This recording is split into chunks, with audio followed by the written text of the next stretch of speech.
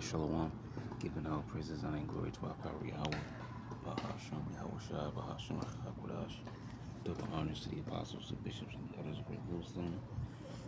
Peace and blessings to the hopeful elect of the tabernacles of David, scattered throughout the four corners of the earth. Maybe you may be, and wherever you may be, to you I say Shalom, Yahshua, Shalom.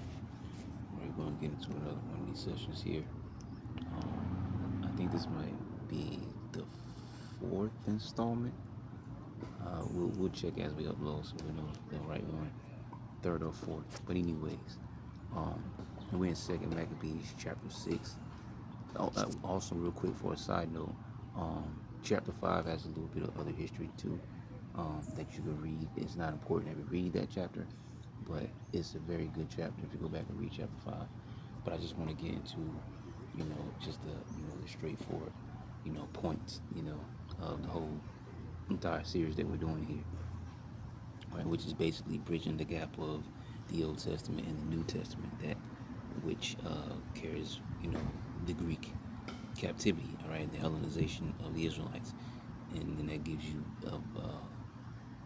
a more clear understanding of what was happening in the New Testament, all right. It gives you a way clearer understanding of Paul's ministry, why he was set up, and who he was sent to. Okay, so knowing that who those letters were written to. Okay, excuse me. And one of those key words there is Gentiles, because you have the heathens, who are the actual Gentiles, but then you have Israelites in the New Testament being called Gentiles because they were carrying on with the customs, and the ways, even the language of the heathens in particular. It was the Greeks. But now, mind you, in the New Testament, those that were in power at the time were the Romans. But we'll talk about the history that led up to it, right? So we're going to start here in Second Maccabees chapter 6, probably in verse 1. It says Judaism is outlawed. So shortly afterward, the king sent out an Athenian elder to force the Jews to turn away from the ancestral laws and stop living according to God's laws. And real quick, I want to jump over here because let me see if I can find it. Yeah.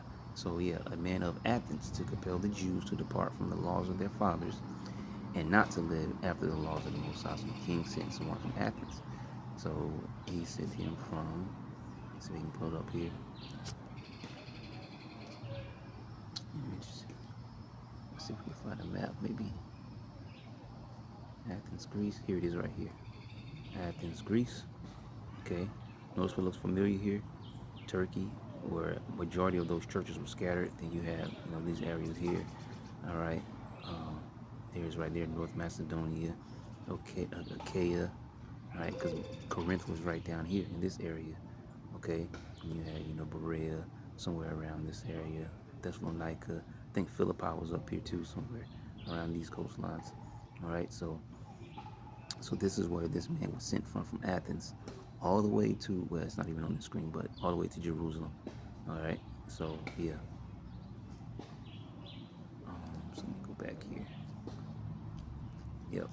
So it says so to do what? To compel the Jews to what does compel mean? Well, I know what it means, but let's just get it. Mindful of someone might do. So force or oblige someone to do something. To bring about something by the use of force or pressure. Drive forcibly. All right, there's nothing else down there. All right, so there you go. So to compel the Jews to depart from the laws of their fathers, right, the covenant, right, and the laws, statutes, and commandments, and everything that comes along with it, and not to live after the laws of the highest, and to pollute also the temple in Jerusalem, see, and to call it the temple of Jupiter Olympius, and that in Gerizim of Jupiter, the defender of strangers. So they want to name this, after a heathen, pagan god, all right? Because you get Jupiter Olympius. Jupiter Olympius, Athens, dedicated to Zeus. See, the Greek equivalent of Jupiter, temple of buried by the representative mountains. All right, so who's Jupiter in Greek mythology? Jupiter was virtually identical to Zeus, the supreme god in Greek mythology. Jupiter was the son of the Titans, Saturn and Opus, And like Zeus, he led his brothers in the war against the Titans, something that we mentioned before. These Greeks, these Romans, they were all Edomites. This is why you have the Greek gods and goddesses, and then you have the Roman equivalents. They were just called by different names. So, so go all the way to Jerusalem to pollute the temple, and this is pretty much the same history in First Maccabees. It's just told, you know, it's just told in a different way. So it says, and to pollute also the temple in Jerusalem, and to call it the temple of Jupiter Olympius, and that in garrison of Jupiter, the defender of strangers, as they did desire that dwelt in the place. The coming in of this mischief was sore and grievous to the people, for the temple was filled with riot and reveling by the Gentiles, the heathens, who dallied with harlots and had to do with women within the circuit of the holy places, and besides that, brought in things that were not lawful. Okay? The altar also was filled with profane things which the law forbidded. And if you go back and read the what is the Common English Bible, it says he was also ordered to defile the temple in Jerusalem, and to rename it for Zeus Olympus, and to rename the temple in Mount Gerizim for Zeus, friend of strangers, just as the people living there requested. The onslaught of this evil was severe and hard for all to bear. The Gentiles filled the temple with wild partying and sexual indulgence. They were entertaining themselves with prostitutes and having sex with women in the priestly chambers. In addition, they carried in unfit things, and the altar was illegally covered with offerings forbidden by the Jews. See that? I'm sorry, forbidden by the laws. Okay, like when that pig's blood was brought in. All right, that was something obviously against the law because we shouldn't eat pig, and definitely shouldn't be on the altar as no sacrifice. All right, or even in the temple, even near the temple. But anyways, um, verse 6 says it was impossible to keep the Sabbath or the ancestral festivals, or even simply to profess to be a Jew. And we have to read this in the KJV because it reads better. Because it says the altar also was filled with profane things which the law forbidded. Neither was it lawful for a man to keep Sabbath days or ancient fast or to profess himself at all to be a Jew. So this is key right here in verse 6, because if we were under the Greek captivity, Jews as it says, right, and we were under the Greek captivity, and we were not able to call ourselves Jews, what were we forced to call ourselves? Greeks, right? Just like those that um um uh the ones I think was under Jason to name themselves Antiochians, right? So no difference. It's the same thing because it's the same people, same captivity, right? Same Hellenization. So we couldn't call ourselves Jews. What we call ourselves? Greeks. See? So when you get to the New Testament, I don't think we ever got that account either, but it was a quick one about Timothy. Okay. Not sure if I can find it. Let's see. Or whether we can find it real quick. Make the point. Father. I think it says father was a Greek or something like that. Yeah, I think this is it. Um, yeah, Acts 16:1. Then came he to Derbe and Lystra, and behold, a certain disciple was there, named Timotheus, the son of a certain woman, which was a Jewess. All right, I used to let you know this was an Israelite woman, and believed. She had faith, but his father was Greek. Okay, meaning, well, actually, because the other verse is there, so let me just put the context. Verse 3 is there. Oh, really? Hold on. Let me just go to the chapter. So he says, but his father was a Greek. So someone who is either lying to you or lacks understanding will tell you that, see, Timothy was a heathen because it says his father was a Greek. No, the Greek is just being a word being used, for those that came up in that mindset because of what the history we're reading now, because of that great Hellenization under the Greeks. But his father was an Israelite, and it tells you that in the book of Numbers, I think twice in that chapter, one at the top and one like further down, like verse 18 or something like that. But pretty much your lineage is according to whatever your father was or is. All right. So it says, which was well reported of by the brethren that were at Lystra and Iconium. Him would Paul have to go forth with him, and took and circumcised them because of the Jews which were in those quarters, for they knew all that his father was a Greek. So they knew that his father was following along with those same old time Greek customs, which goes into we're really dealing with almost all the heathens, maybe with the exception of the Arabic, so-called Arabic people, because they also had to be circumcised at some point, but really the covenant was Abraham and for the seed line that came. So even if they are out of the picture, the point is that it's not a natural thing for the heathens to be circumcised. Not saying there's not circumcised heathens, but it's just for us it was a definite custom that we would do. All right, according to the law, going back to our forefather Abraham. Okay, so because his father had this belief system of another nation, even though he was an Israelite, he did not circumcise his child. But Timothy, just like his mother, they had faith. They believed in, the truth, the gospel, and so on and so forth. And that, so yeah, but Timothy was uncircumcised because of his father, because the father had to say so. All right, his mother may have been an Israelite woman, but she does not have say so over the man, which goes to show you back then there was way more order than we have now. So his father did not circumcise him because he was following after these customs. Okay, I almost want to go and get Greek in this verse. We probably won't get the word because in Acts 6:1, you definitely get the word Hellenistes, and it really puts you know, puts it all in perspective. So I'm not sure if we get the same word for 16. Though it does mean the same thing. All right, so it says his father was a Greek. See if we can find the word. Here it is. See, so we got Hellene here. All right, so Hellene is the lowest of the root words, or just about. Yeah, see, Hellene is not the word that we want. This takes us too far back. But like we got, I think the last time in Acts chapter 6, verse 1. Okay, so it says of the Grecians against the Hebrews. So you get the word Grecians there. Let's see, here it is. You get the word what? Hellenistes. And what does it say for Hellenistes?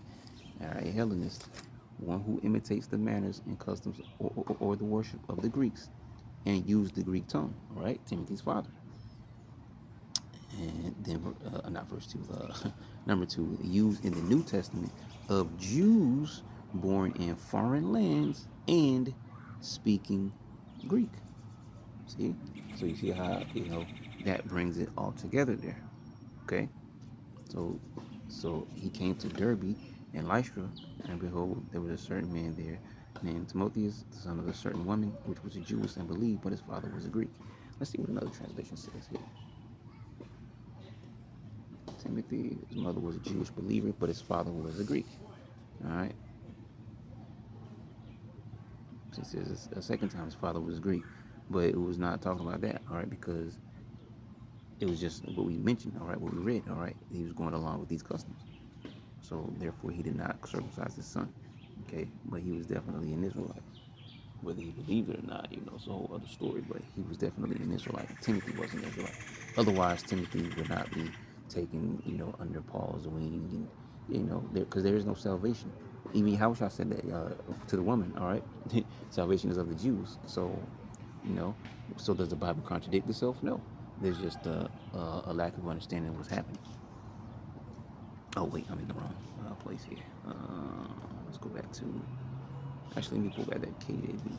So yeah, so neither was it lawful for a man to keep Sabbath days or ancient fasts, or to profess himself at all to be a Jew. And in the day of the king's birth, every month. So whatever month, it doesn't specify when the king's birthday was. I mean, that's some extra stuff you have to pull up, because these things you can find like in Wikipedia, who was talking about when they were born. So, but his birthday, regardless of the month, he had them do this every single month. And in the day of the king's birth, every month, they were brought by. So basically, on the king's birthday, all right, every month. So whatever it says, he was born on the 12th. So they would have to do it on the 12th of every month. And in the day of the king's birth, every month, they were brought by bitter constraint to eat of the sacrifices. Okay, well, unless it's talking about every single year, maybe it's just how it's worded. Let me see here. It says instead, out of bare necessity, they had to observe the birthday of the king, see, each month by eating the organs of sacrificial animals. So it's not really clear. It says each month, but it's not, supremely clear. It says, yeah, each month by eating the organs of sacrificial animals. When the festival of Dionysus arrived, they were forced to take part in procession honoring Dionysus, holding ivy wreaths. All right, and Dionysus. Let me go back over here because it says, yeah, they were brought by bitter constraint to eat of the sacrifices. And when the fast of Bacchus was kept, the Jews were compelled to go in procession to Bacchus carrying ivy. So who's this Bacchus here?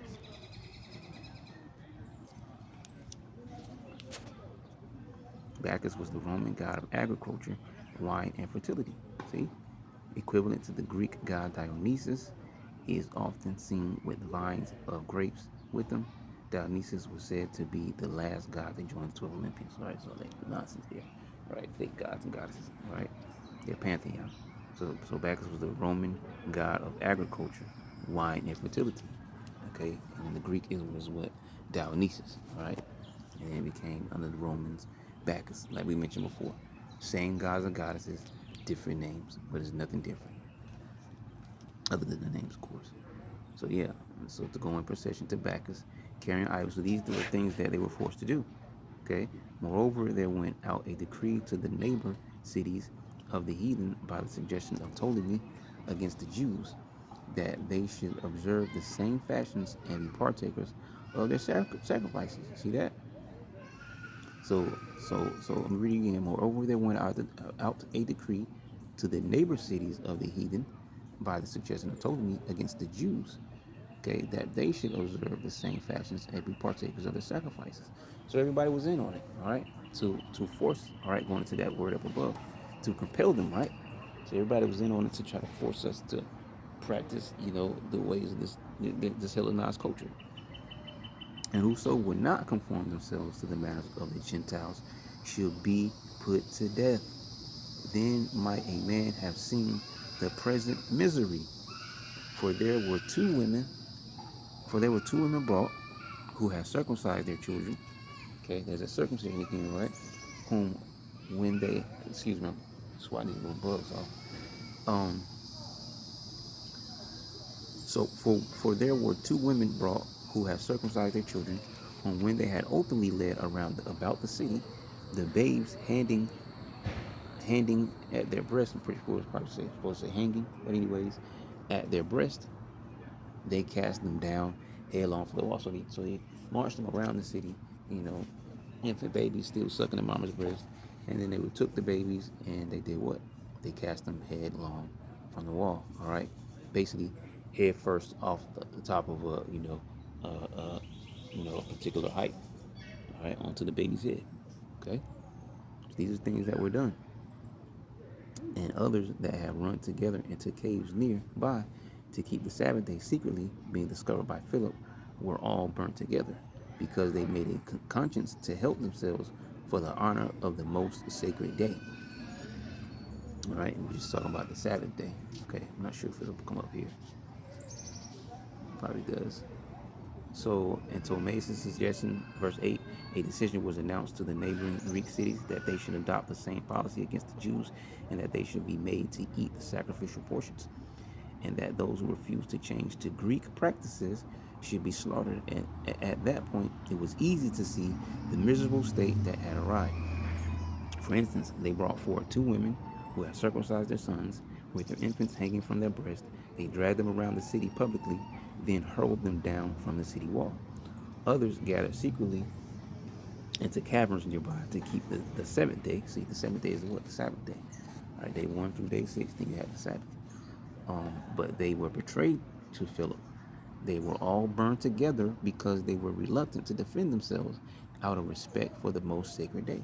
All right, same, once again, same scenario of First Maccabees. All right, where those that went to hide and then they decided not to fight and then they were killed without even putting up a fight. Okay, So I urge those stumbling upon this scroll not to shrink back because of these misfortunes, but to understand that these punishments weren't for the destruction of our people, but for their discipline. Now it's important to read that verse in the KJV. It says, "Now beseech, my goodness, now beseech those that read this book, that they be not discouraged for these calamities, but that they judge those punishments not to be for destruction, but for a chastening of our nation." See, because the Lord will deal with a whole entire nation. Well, he does deal with individuals, but he most definitely does deal with a nation as a whole. All right, did the whole, not the whole nation of Israel go into captivity? Is not the whole nation of Israel under the curses? Okay, so these things, had to collectively, like when the Lord would bring famines on the land. All right, these things happen to all Israel. Okay, so it says, "For it is a token of his great goodness when wicked doers are not suffered any long time, but forthwith punished. For not as with other nations whom the Lord patiently forbear to punish, till they be come to the fullness of their sins, so dealeth he with us." All right, and that's what happens with us. All right, the Lord, he'll go and carry out what he promised, but he's waiting, right now patiently to pay back all those heathen nations. Okay, for everything they did to us, even though he's the one who caused them to come up against us. Verse 13, "It is a sign of great kindness that those Jews who acted immorally weren't left alone for very long, but experienced punishments immediately." Okay, and so this is what was happening, now at that time. All right, with other nations, the Lord patiently delays punishment until they fill up the full measure of their sins, but with us, He decided to deal differently, and is exacting retribution on us before our sins reach their peak. See that? Therefore, he never withdraws his mercy from us. Although disciplining us with misfortunes, the Most High doesn't forsake his own people. And the scriptures say that, all right? Um, that who he chasteneth, he loves, and dealt with as a son. Only let this be said to us as a reminder. After this brief digression, it is necessary to go on with the narrative. All right? And I don't think we need anything else from here. So yeah, let that being come to the height of sin, afterwards he should take vengeance on us. Okay, yeah, so yeah, we could probably stop right there. So yeah, so the key things were up here, all right, where it talks about the forcing of the sacrifices and the festival packers and all this mess, and the main scripture of this chapter here. And the point that we're dealing with is that we were able to call ourselves Jews. Right, we were forced to do the customs of the heathens, and we were forced, all right, to do all these, vain things, all right, under this Hellenization. All right, some chose to die. All right, this is where you get Jews and his brothers, they chose to fight. All right, and eventually being the Hasmonean dynasty, but some, who stuck to the covenant, they chose to die. And then, of course, you had the wicked Israelites who, turned away from the Lord to go after the customs of the heathen. All right, and so universally, this was all forced on us. We couldn't call ourselves Jews, but we call ourselves Greek. And we also proved that with Acts chapter 16. And we backed it up with Acts chapter 6 to get the word Hellenes states. All right, let you know that, something like simple as Greek, all right, Jew, Greek, so on and so forth, okay, what this is going into, all right. Um, and yeah, and like we used the example of Timothy and his father. All right, Timothy's father was an Israelite. Okay, Timothy was not some heathen. All right, so we'll probably sum it up there. Lord willing, you edify. Shalom.